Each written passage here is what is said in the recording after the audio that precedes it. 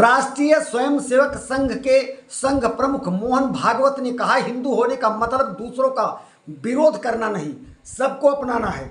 उन्होंने कहा, सच्चा हिंदू होने का मतलब दूसरों को अपशब्द कहना या उनका विरोध करना नहीं है।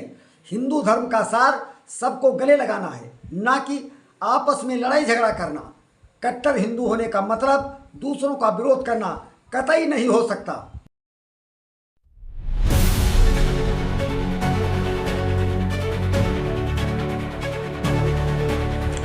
विदेश मंत्री जयशंकर प्रसाद ने दक्षिण कोरिया के नवनिर्वाचित विदेश मंत्री चो ह्यून से द्विपक्षीय संबंधों को मजबूत करने पर चर्चा हुई। उन्होंने विदेश मंत्री के सफल कार्यकाल के लिए शुभकामनाएं दी।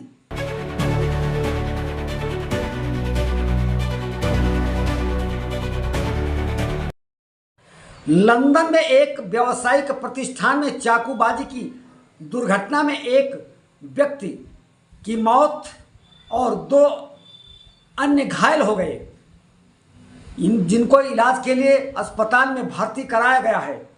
एक व्यक्ति गिरफ्तार किया गया है, उसकी हालत बहुत ही नाजुक बताई जा रही है।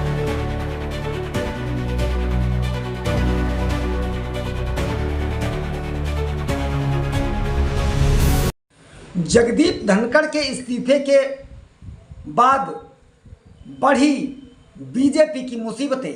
भारत के उपराष्ट्रपति पद के लिए भाजपा ने शिक्षा मंत्री धर्मेंद्र प्रधान और पर्यावरण मंत्री भूपेंद्र यादव के नाम को शामिल किया है, लेकिन संघ किसी भी नाम से सहमत नहीं है। पीएम मोदी के हस्तक्षेप के बाद बदल सकती है तस्वीर।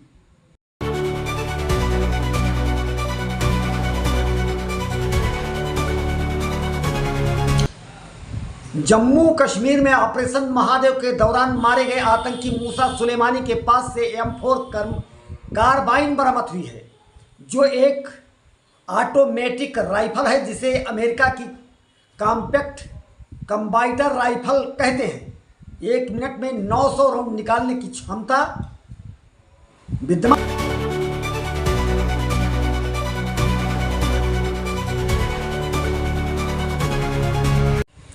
समाजवादी पार्टी की सांसद और पूर्व मुख्यमंत्री अखिलेश यादव की पत्नी डिंपल यादव पर आपत्तिजनक टिप्पणी करने के कारण मौलाना साजिद रशीदी पर FIR दर्ज। बढ़ सकती हैं मुश्किलें।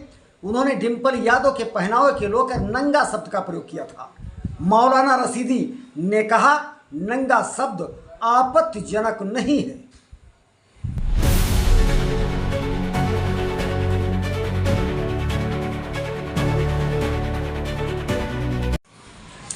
भारत की विदेश नीति हमेशा स्वतंत्रता और राष्ट्र हितों पर आधारित रही है। रूस यूक्रेन युद्ध में भारत ने न किसी का पक्ष लिया न किसी का समर्थन किया, अपना फैसला सुरक्षित रखा। भारत और रूस के रिश्ते बहुत पुराने हैं। भारत और रूस के संबंध केवल तेल पर निर्भर नहीं है।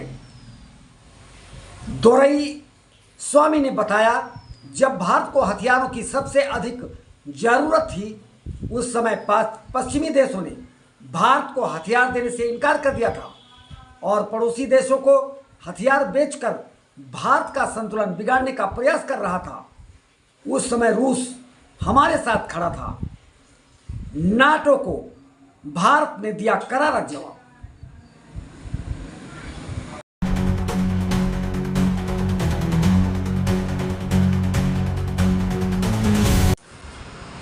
पाकिस्तानी विशेषज्ञ कमर चीमा ने कहा, भारत का दावा है कि मसूद अजहर चित्राल इलाके में मौजूद है, उसे तलाशा जा रहा है, जो शायद यह संदेश देना चाहता है कि मसूद अजहर, हमें तुम्हारी लोकेशन पता है।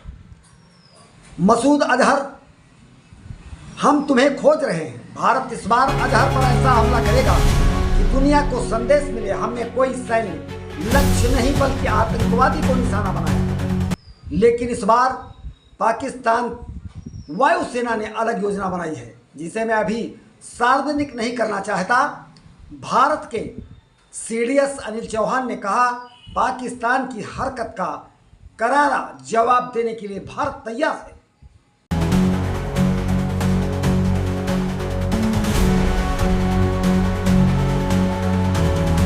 ने एक बार फिर पाकिस्तान का राग अलापा।